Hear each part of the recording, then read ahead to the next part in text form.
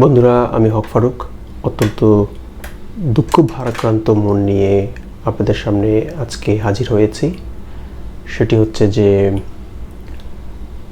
আমাদের বাংলাদেশের ব্যান্ড সঙ্গীতের অত্যন্ত গুণী একজন শিল্পী আহমেদ সাদ, পেপার রাইম ব্যান্ডের ভোকালিস্ট, তিনি আর আমাদের মাঝে নেই। আজকে এখন 24শে এপ্রিল 2024 রাত 2টার কিছু বেশি সময়। তিনি ঘণ্টাখানেক আগেই ঢাকায় একটি হাসপাতালে ইন্তেকাল করেছেন।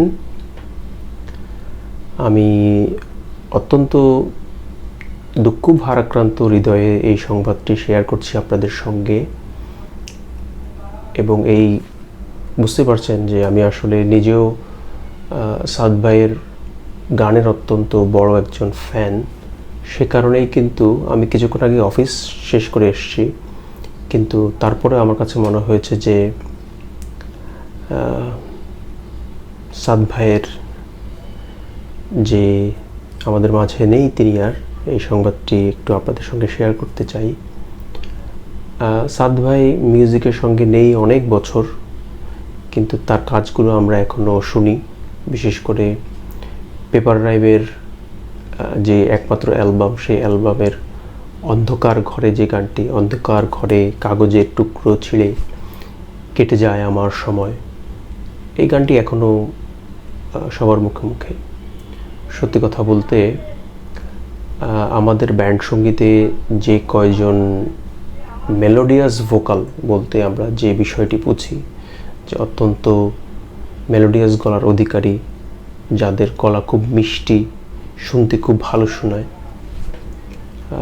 কানে এক ধরনের আরাম পাওয়া যায়, এই ধরনের ভোকাল আমাদের ব্যান্ড সঙ্গীতে যে কয়জন আমরা পেয়েছি, তার মধ্যে আহমেদ সাদ ভাই একজন। আমরা আজকে তাকে হারালাম। আমি মনে করি যে এটি আসলে বাংলাদেশের ব্যান্ড সঙ্গীতের জন্য, মিউজিকের জন্য এটি অনেক বড় একটি ক্ষতি হয়ে গেল আমাদের। আর সাদ ভাইয়ের গান আমি প্রথম শুনেছি যে অ্যালবামটিতে, সেটি একটু আপনাদের সঙ্গে শেয়ার করতে চাই। সারগাম থেকে একটি অ্যালবাম বের হয়েছিল, আমি অনেক ছোটোবেলাতেই অ্যালবামটি সংগ্রহ করেছিলাম। পরে এটি একটি সিডি প্রকাশ হয়, সেটি ধনী অ্যালবামে সাদ ভাইয়ের প্রথম গানটি আমি শুনেছিলাম। আমার মনে হয় আমার মতো অনেকেই শুনেছেন, যেটি কেন যে সে গানটি এই অ্যালবামে ছিল প্রথম। এবং পরবর্তী সময়ে 1996 সালে যখন পেপার রাইমের প্রথম অ্যালবামটি আসে, সেই অ্যালবামটির একটি ক্যাসেটও আমার কাছে ছিল, এখন যদিও নেই। এই যে এই অ্যালবামটি, পেপার রাইমের এই অ্যালবামটি আপনাদের অত্যন্ত পরিচিত একটি অ্যালবাম, এবং এই অ্যালবামটি বাংলাদেশের ব্যান্ড সঙ্গীতের ইতিহাসে একটি উল্লেখযোগ্য অ্যালবাম এবং মাইলফলক। এবং পেপার রাইমের এবং সাদ ভাইয়ের যে কাজ, সেটি আসলে মূলত এই অ্যালবামটিতেই আছে।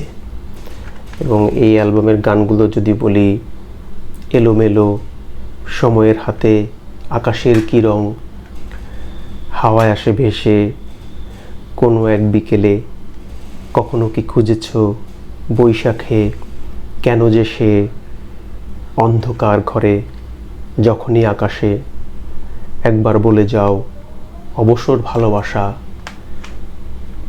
কি দুর্দান্ত সব গান, কি অসাধারণ সব গান সাদ ভাই আসলে আমাদেরকে উপহার দিয়েছিলেন। এবং আরেকটি বিষয় আমি এখানে বলতে চাই, সেটি হচ্ছে যে সাদ ভাই, যখন আমি এবং মিলু আমান মিলে বাংলার রক মেটাল বইটির কাজ করছিলাম, তখন সাদ ভাই অসুস্থ। তো তারপরেও তিনি আমার ফেসবুকে থাকার সুবাদে আমি তার সঙ্গে যোগাযোগ করি, এবং তিনি আমাকে যতদূর সম্ভব তখনও সহযোগিতা করেছিলেন। আমি তার বিদেহী আত্মার মাগফিরাত কামনা করি। এবং আরেকটি তথ্য দিয়ে আমি শেষ করছি, সেটি হচ্ছে বাংলা রক মেটাল বইতে আমরা যখন কাজ করছিলাম, তো তখন সেখানে কাজ করতে গিয়ে পেপার রাইম আমার নিজেরও খুব প্রিয় একটি ব্যান্ড। তো সেখানে যখন আমি কাজ করছিলাম, পেপার রাইম আসলে আবার ফর্ম হয়েছিল এবং ফর্ম হয়ে আরেকটি অ্যালবামের কাজ তারা শুরু করেছিলেন, কিন্তু সাদ ভাইয়ের অসুস্থতার কারণে সেই অ্যালবামটি আর তখন আসলে কাজ করা হয়নি। এবং সর্বশেষ আবার নামের একটি মিক্সড অ্যালবামে পেপার রাইমের সর্বশেষ গানটি প্রকাশ হয়েছিল। সে গানটির শিরোনাম ছিল দাঁড়াও বন্ধু। আশিক মিউজিকের ব্যানারে মিক্সড অ্যালবামটি প্রকাশ হয়েছিল 2017 সালে। তারপর আসলে আমরা আর সাদ ভাইয়ের কোনো কাজ পাইনি। তো আজ এ পর্যন্তই। আমি নিজেও খুব ব্যথিত। সাদ ভাইয়ের পরিবারের সদস্য যারা আছেন তাদের সবার সঙ্গে আমার যেই শোক সেটি জানাচ্ছি এবং এটি বলতে চাচ্ছি যে